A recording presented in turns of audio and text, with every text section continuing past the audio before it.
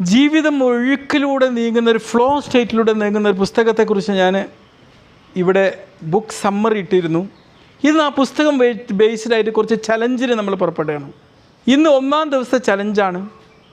നമ്മൾ ഒരു ഫ്ലോ സ്റ്റേറ്റിൽ ഒരു ഡിസ്ട്രാക്ഷനും ഇല്ലാതെ ആത്മാർത്ഥമായി ചെയ്യുന്നൊരു പ്രവൃത്തി എന്താണ്? ഒന്ന് നോട്ട് ചെയ്യുക. അതുപോലെ നമുക്ക് എന്തൊരു വിഷയമാണ് ഒരു ബോറടിയും ഇല്ലാതെ ഒരു ഡിസ്ട്രാക്ഷനും ഇല്ലാതെ ചെയ്യാൻ പറ്റുക? ഇന്ന് പലരും ഫോണൊക്കെ ഉപയോഗിക്കുമ്പോഴായിരിക്കും ഈ ഡിസ്ട്രാക്ഷൻ ഇല്ലാതെ ഈ ഫ്ലോ സ്റ്റേറ്റിലേക്ക് പോവുക. നിങ്ങളുടെ ജീവിതത്തിൽ ഉപകാരമുള്ള ഒരു കാര്യത്തിലേക്ക് വേണ്ടിയാണോ നിങ്ങളുടെ ഈ ഒരു അബിലിറ്റി നിങ്ങൾ ഉപയോഗിക്കുന്നത്? ഒന്ന് ശ്രദ്ധിച്ച് നോക്കുക നമ്മൾ. എന്നിട്ട് നമുക്ക് ഇഷ്ടമുള്ളൊരു പ്രവൃത്തിയിലേക്ക് നമ്മുടെ ഈ ഫ്ലോ സ്റ്റേറ്റ് എങ്ങനെ കൊണ്ടുവരാൻ പറ്റും? എങ്കിലും നിങ്ങൾക്ക് ജീവിതത്തിൽ നിങ്ങൾക്കിപ്പോൾ ഒരു കുട്ടികളാണ്, എക്സാമിന് പഠിക്കണമെന്ന് വിചാരിക്കുക. നിങ്ങൾക്ക് എത്ര നേരം വരെ ഡിസ്ട്രാക്ഷൻ ഇല്ലാതെ ഒരു എന്തൂസിയാസത്തോടെ ആത്മാർത്ഥതയോടെ ഒരു കാര്യം ചെയ്യാൻ പറ്റും? ഒന്ന് നോട്ട് ചെയ്തിട്ട് അവിടെ എഴുതി വെക്കുക. നമുക്ക് സ്കില്ലുകളും ഉണ്ട്, നമുക്ക് ചലഞ്ചും ഉണ്ട്.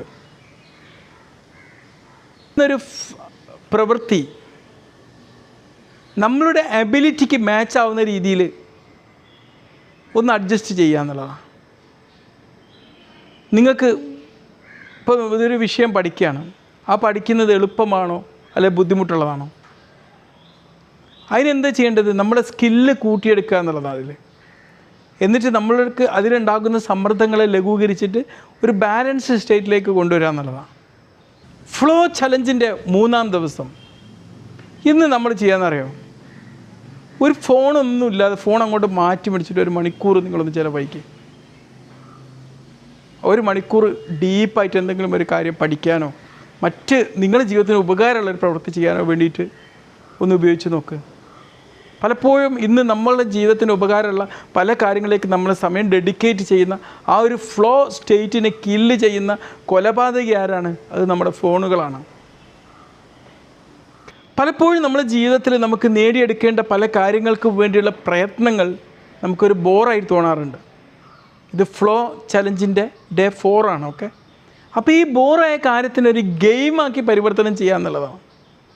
അപ്പോൾ നിങ്ങൾ എന്ത് ചെയ്യുക? ഒരു ഗെയിമാക്കുക. ഇപ്പോൾ ഒരു വിദ്യാർത്ഥികളാണ്, അവർക്ക് ഇന്ന കാര്യങ്ങൾ പഠിച്ച് തീർക്കണമെന്നുണ്ട്. ഒരു 30 മിനിറ്റ് ടൈം നിങ്ങൾ എടുക്കുകയാണ്.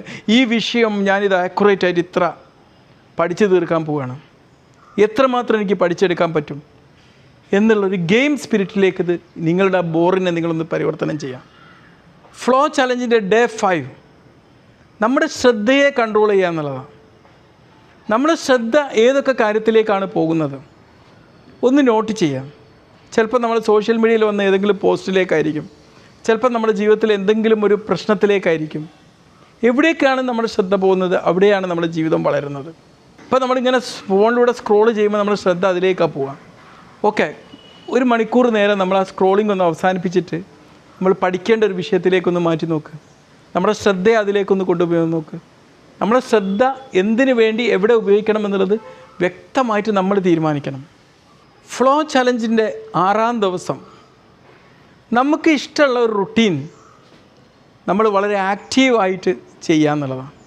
പെർഫെക്റ്റായിട്ട് ചെയ്യാം. ഇപ്പം നിങ്ങൾ എഴുതുകയാണ്, റീഡ് ചെയ്യാണ്, ക്ലീൻ ചെയ്യാണ്, അല്ലെങ്കിൽ നിങ്ങൾ എന്തെങ്കിലും ഒരു സ്കില്ല് അനുവർത്തിക്കുകയാണ്, വീഡിയോ ഷൂട്ട് ചെയ്യുകയാണ്. ഇപ്പം ഞാനിതാ ഈ വീഡിയോ ഷൂട്ടിങ് വളരെ ഫ്ലോ സ്റ്റേറ്റിലാണ് കൊണ്ടുപോകുന്നത്.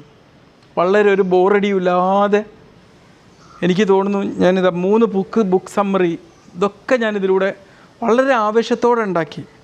ഇനിയും സമയം കിട്ടാൻ ഉണ്ടാക്കും. അതൊരു ഫ്ലോ സ്റ്റേറ്റാണ്. ഈ കാര്യത്തോടെ എനിക്ക് ഇൻട്രസ്റ്റ് ഉള്ളതുകൊണ്ടാണ് ഇതുപോലൊരു പ്രവൃത്തി ചെയ്യാമെന്നുള്ളതാണ്. ഫ്ലോ ചലഞ്ചിൻ്റെ ഡേ 7 ഇന്ന് നമ്മൾ റിഫ്ലക്റ്റ് ചെയ്യാൻ പോവാം. ഈ ഒരാഴ്ച ഞാൻ ഏറ്റവും കൂടുതൽ ഹാപ്പിനെസ് ഫീൽ ചെയ്തത് എന്നായിരുന്നു? എവിടെയാണ് ഞാൻ കൂടുതൽ ഹാപ്പിനെസ് ഫീൽ ചെയ്തത്? ഒന്ന് റിഫ്ലക്റ്റ് ചെയ്യാം. ഓക്കെ.